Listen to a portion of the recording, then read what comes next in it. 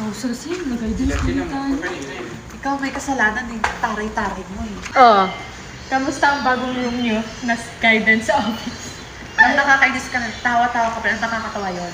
Eh kasi naman, mga ugali nyo, dinadala nyo pa sa school. Kaya tuloy na guidance office Feeling kayo. mabait naman to. Ate, bigyan mo nga ito kay Blight.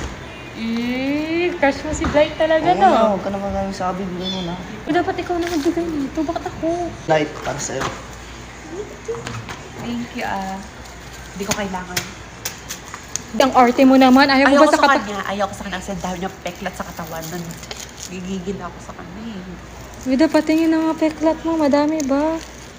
Hindi naman ako magugustuhan ni Blight. Hindi talaga.